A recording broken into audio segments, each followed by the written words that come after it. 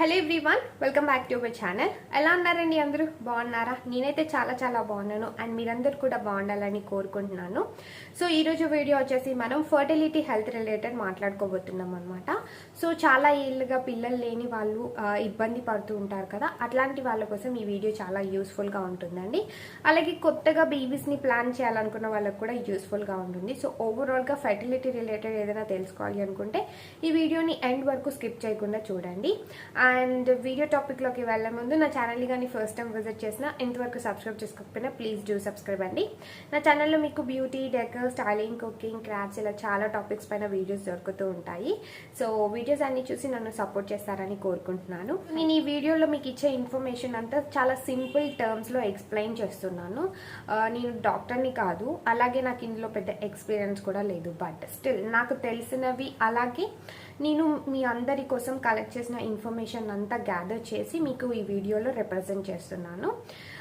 So in case ఎవరైనా కొత్తగా parents అవ్వాలనుకున్నా, లేకపోతే ఆల్రెడీ చాలా ఇయర్స్ నుంచి పేరెంట్స్ అవ్వలేకపోతున్నా ఈ వీడియోని చూసేసేయండి అనమాట. మీకు ఒక ఓవరాల్ ఐడియా అనేది అయితే డెఫినెట్గా ఇవ్వగలుగుతాను. ఇక్కడ ఏంటంటే మనకి ఇన్ కేస్ మీరు చాలా ఇయర్స్ నుంచి పేరెంట్స్ అవ్వలేకపోతున్నారు అంటే ఫస్ట్ థింగ్ మీరు గుర్తుపెట్టుకోవాల్సింది, ఓన్లీ ప్రాబ్లం అనేది ఫీమేల్లో ఉండదండి. 50% కాంట్రిబ్యూషన్ మేల్ది కూడా ఉంటుంది. సో మీరు ఏ పని చేసినా ఇద్దరు కలిసి కట్టుగా చేయాలన్నమాట. ఐ మీన్ మీరు హాస్పిటల్స్కి వెళ్ళి చెకప్ చేయించుకోవాలనుకున్నా, ఫుడ్ రిలేటెడ్ ఏదైనా చేంజ్ చేయాలి అనుకున్నా, ఇద్దరికి సూట్ అయ్యేది చేంజ్ చేసుకోవాలన్నమాట. సో ఫీమేల్ బాడీ ఎలా రియాక్ట్ అవుతుందో ఆ టైప్ ఆఫ్ ఫుడ్ తీసుకోవాలి, అలాగే మేల్ బాడీ ఎలా రియాక్ట్ అవుతుందో దానికి తగినట్టుగా మీరు ఫుడ్ తీసుకొని అన్ని జాగ్రత్తలు పాటించాలి. సో ఇక్కడ ఏంటంటే మనము ఈ ఫర్టిలిటీ రేట్ని ఇంప్రూవ్ చేసుకునే ముందు ఒక 3 ఇంపార్టెంట్ థింగ్స్ అనేది గుర్తుపెట్టుకోవాలి. సో ఫస్ట్ థింగ్ వచ్చేసి మీరు మెంటల్గా వీకా లేకపోతే స్ట్రాంగ్గా అన్నది. లైక్ సింపుల్గా పేరెంట్స్ అయిపోవాలి అనగానే కన్సీవ్ అయిపోయి ఒక బేబీకి బర్త్ ఇచ్చేసి ఆ తర్వాత పనంతా అయిపోదు అనమాట. అసలు మ్యాటర్ ఆ తర్వాతే ఉంటుంది. సో డెఫినెట్గా మీరు మెంటల్లీ స్ట్రాంగ్గా, ఆ తర్వాత ఎటువంటి కాంప్లికేషన్స్ వచ్చినా కానీ మనకి చాలామందికి పోస్ట్ పాండ్రమ్ డిప్రెషన్ లాంటివి వస్తుంది. సో ఇలాంటివన్నీ ఓవర్కమ్ చేసే స్టేజ్లో మీరు ఉన్నారా లేదా అనేది మీరు అండ్ మీ స్పౌస్, అంటే మీరు మీ పార్ట్నర్ కూర్చొని చక్కగా డిస్కస్ చేసి తీసుకోవాల్సిన డెసిషన్ అనమాట.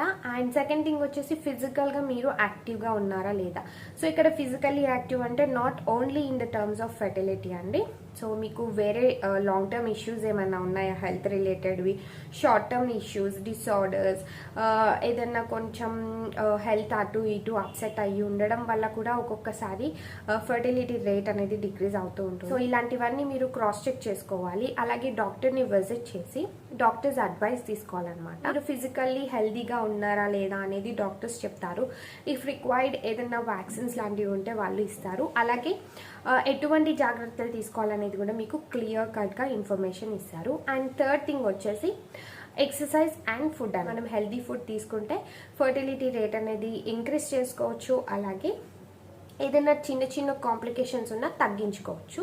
ఫుడ్ కంటే ముందు కూడా మీకు 30 minutes ఆఫ్ ఎక్సర్సైజ్, చిన్నవి కార్డియో లాంటివి, స్ట్రెచెస్ లాంటివి ఒక 20 minutes 30 minutes అనేది చేస్తే బాడీ ఫ్లెక్సిబుల్గా ఉంటుంది. ఫుడ్ విషయానికి వచ్చేసరికి జనరల్ టర్మ్స్లో చెప్తున్నానండి, ఇది ఓన్లీ ప్రెగ్నెన్సీ తెచ్చుకోవాలనుకునే వాళ్ళకే కాదు, ఎవరైనా సరే హెల్దీగా ఉండాలంటే ఈ టైప్ ఆఫ్ ఫుడ్డే ఫాలో అవ్వాలన్నమాట. సో ఇది కాక కొన్ని కేటగిరీస్ ఉన్నాయన్నమాట. ప్రెగ్నెన్సీ రిలేటెడ్ ఇష్యూస్ కేటగిరీస్ ఉన్నాయి. సో ఆ కేటగిరీస్ వాళ్ళు కూడా ఎటువంటి ఫుడ్ తీసుకోవాలనేది ఎక్స్ప్లెయిన్ చేశాను. సో ఫస్ట్ అయితే మనము ఇన్ జనరల్ ఎలా తీసుకోవాలి అనేది మాట్లాడుకుందాము. చాలా రీసెర్చెస్లో చెప్పింది ఏంటంటే ఆల్రెడీ ప్రెగ్నెంట్ ఉమెన్ లాగా తింటే ఇంకా ఎక్కువ ఫర్టిలిటీ రేట్ ఉంటుందంట. మనం before pregnancy and during pregnancy కొంచెం డైట్ ఎంతైనా డిఫరెంట్గా ఉంటుందండి కంపేర్ చేసుకుంటే.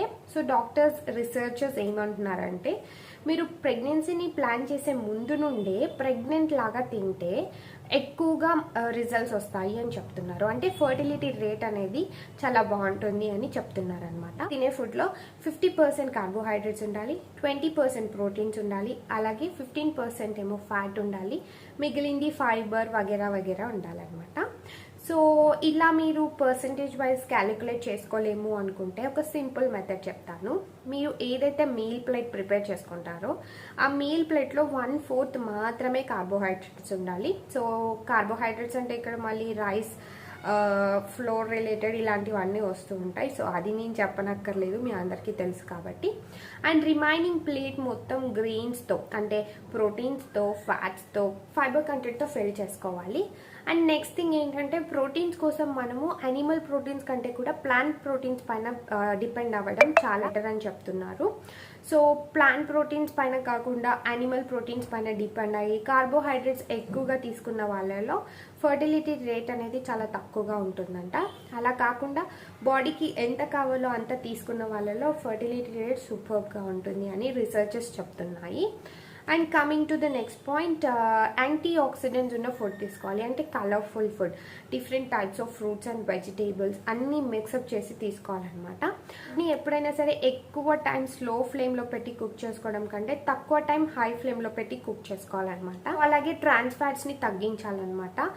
అండ్ గ్లూటెన్ ఫ్రీ ఫుడ్ తినాలి. సో గ్లూటెన్ వల్ల ఏంటంటే మన బ్రెయిన్ బాడీకి ఒక రాంగ్ సిగ్నల్ ఇస్తుందంట. అప్పుడు హార్మోన్స్ రిలీజ్ చేసేయచ్చు. బాడీలోని ఎన్విరాన్మెంట్ ప్రెగ్నెన్సీకి సూటబుల్గా ఉంది అని చెప్పేసి. సో అలా రాంగ్ మెసేజ్ ఇవ్వడం వల్ల రాంగ్ టైంలో ప్రెగ్నెంట్ అయ్యి మిస్క్యారేజ్ అయ్యి చాలా సఫర్ అయిన వాళ్ళు కూడా ఉన్నారు. సో అందుకని గ్లూటెన్ ఫ్రీ ఫుడ్ తినాలి.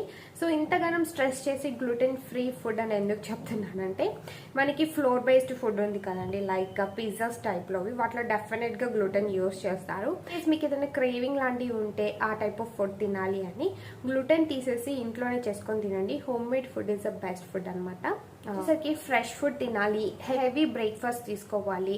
అండ్ మీ ఫుడ్లో ఎక్కువగా గ్రెయిన్స్ ఉండాలి. మీట్ కాకుండా నార్మల్ మీట్, ఫిష్, బీన్స్ కావచ్చు, గ్రీన్స్ కావచ్చు, కలర్ఫుల్ వెజిటేబుల్స్ కావచ్చు, అలాగే ఫ్యాట్ తక్కువ ఉన్న డైరీ ప్రోడక్ట్స్ కావచ్చు, ఇలా అన్నీ తీసుకోవాలన్నమాట. డిసార్డర్స్ కావచ్చు, కొన్ని ప్రాబ్లమ్స్ ఉంటాయి. ప్రాబ్లమ్స్ వైజ్ ఏ ఫుడ్ తీసుకోవాలి అనేది చూద్దాము. సో మేజర్గా 3 ప్రాబ్లమ్స్ ఉంటాయండి. సో ఫస్ట్ వచ్చేసరికి మనకి హెవీ వెయిట్ అనమాట. సో మీరు కానీ వెయిట్ ఎక్కువగా ఉన్నారు అంటే వెయిట్ ఖచ్చితంగా తగ్గించుకోవాలి. సో దీనికోసం మీరు మీ వెయిట్ ఎంత ఉండాలో మీరు తెలుసుకోవచ్చు. చాలా యాప్స్ అవైలబుల్గా ఉంటాయి. యాప్స్లోకి వెళ్ళి మీరు సెర్చ్ చేసుకుంటే మీ బాడీ BMI కరెక్ట్గా ఉందా లేదా అనేది యాప్ చెప్తుంది మీకు. దాన్ని బట్టి మీరు వెయిట్ మేనేజ్మెంట్ అనేది చేయాలి. ఎక్సర్సైజ్ కావచ్చు, ఫుడ్ కావచ్చు, కంట్రోల్ చేసి వెయిట్ లాస్ని తగ్గించుకోవాలి. ఎందుకు అంటే హెవీ వెయిట్ ఉండడం వల్ల కూడా హార్మోనల్ ఇంబ్యాలెన్స్ వస్తుంది. సో అందువల్ల కూడా మీకు ప్రెగ్నెన్సీ తెచ్చుకునే ఛాన్సెస్ తక్కువగా ఉంటాయి, అంటే కన్సీవ్ అయ్యే ఛాన్సెస్ చాలా తక్కువగా ఉంటాయండి. అండ్ నెక్స్ట్ వచ్చేసరికి PCOD and PCOS, polycystic ovarian syndrome, polycystic ovarian disorder అనమాట. సో ఇదైతే చాలా మేజర్ ప్రాబ్లం అండి. సో ఓవరీలో చిన్న చిన్న బబుల్స్ లాంటివి ఫామ్ అవుతాయి. దానివల్ల ఎగ్ ఫర్టిలిటీ అనేది తగ్గిపోతుంది. సో దీనికోసం ఏంటంటే మనము సిట్రస్ ఫ్రూట్స్ ఎక్కువగా తీసుకోవాలి. సో నేను ఇందాక చెప్పిన ఫుడ్స్ అన్నిటితో పాటు సిట్రస్ ఫ్రూట్స్ అనేది ఎక్కువగా తీసుకోవాలి. అందులో ఫోలేట్ అండ్ విటమిన్ బితో ప్యాక్ అయి ఉంటాయండి. దానివల్ల ఓవ్యులేషన్ని రెగ్యులేట్ చేస్తుంది. అందుకని PCOD, PCOS ఉన్న వాళ్ళలో సిట్రస్ ఫ్రూట్స్ కన్సంప్షన్ అనేది నార్మల్ పర్సన్స్ కంటే కూడా ఎక్కువగా ఉండాలి. అండ్ నెక్స్ట్ వచ్చేసి థైరాయిడ్ ప్రాబ్లం. ఇది కూడా చాలా మేజర్ ప్రాబ్లం అండి ఫర్టిలిటీ రిలేటెడ్ ఇష్యూస్లో. అండ్ థైరాయిడ్ ప్రాబ్లం ఉన్న వాళ్ళు ఏంటంటే ఫిష్ లాంటివి ఎక్కువగా తీసుకోవాలి. అండ్ అయోడిన్ ఇంటేక్ అనేది చూసుకొని క్యాల్కులేటెడ్ అమౌంట్స్లో తీసుకోవాలి, ఎంత పడితే అంత తీసుకోకూడదు. అండ్ వీళ్ళు ఎక్స్పెషల్గా సెలీనియం ఉన్న ఫుడ్స్ స్మాల్ అమౌంట్స్లో తీసుకోవాలండి.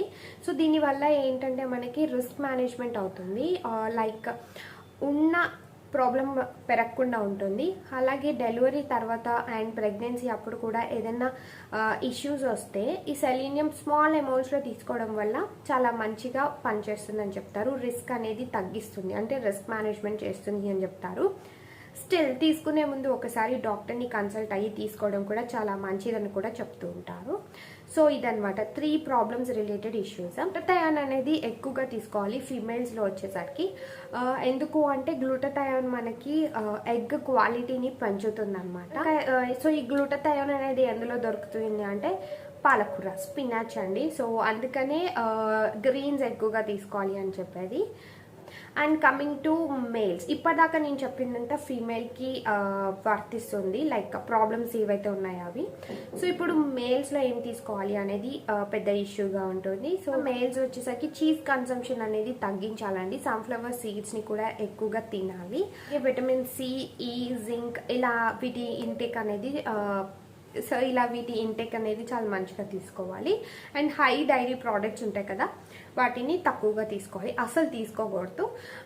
ఇన్ కేస్ మీకు ఏదైనా ప్రాబ్లం ఉంది విటమిన్స్ లాంటివి అంటే డాక్టర్స్ని కన్సల్ట్ అవుతే ప్రీనాటల్ విటమిన్స్ అని చెప్పేసి టాబ్లెట్స్ ఉంటాయి, అవి ఇస్తారనమాట. సో ఈ విటమిన్స్ డెఫిషియన్సీ ఏదైనా ఉంటే ఆ టాబ్లెట్స్ కావచ్చు, క్యాప్సిల్స్ కావచ్చు, అది మీకు బ్యాలెన్స్ చేస్తుంది. సో ఇది నార్మల్గా నేను చెప్పొచ్చేది ఏంటంటే గుడ్ హెల్త్ మేనేజ్మెంట్ అనేది చాలా ఇంపార్టెంట్ అండి. ఓన్లీ ఫర్టిలిటీ రిలేటెడ్ రీజన్సే కాదు, దేనికైనా సరే మీరు త్వరగా తల్లి అవ్వాలనుకున్నా, త్వరగా తండ్రి అవ్వాలనుకున్నా, మెంటల్లీ ప్రిపేర్డ్గా ఉండి ఫిజికల్గా మీ బాడీని కూడా రెడీ చేసుకోవాలన్నమాట. దానివల్లనే మీకు మంచి రిజల్ట్స్ అనేవి దొరుకుతూ ఉంటాయి. సో ఎంతో కొంత యూస్ఫుల్ ఇన్ఫర్మేషన్ ఇచ్చానని అనుకుంటున్నానండి. నచ్చితే కానీ లైక్ చేయండి, షేర్ చేయండి, మీ వాల్యుబుల్ ఫీడ్బ్యాక్ని కింద కామెంట్ సెక్షన్లో ఇవ్వండి. అండ్ నా ఛానల్ని కానీ ఫస్ట్ టైం విజిట్ చేసినా, ఇంతవరకు సబ్స్క్రైబ్ చేసుకోకపోయినా ప్లీజ్ డూ సబ్స్క్రైబ్ అండి. ఇంకో మంచి వీడియోతో మళ్ళీ కలుస్తాను. Until then bye.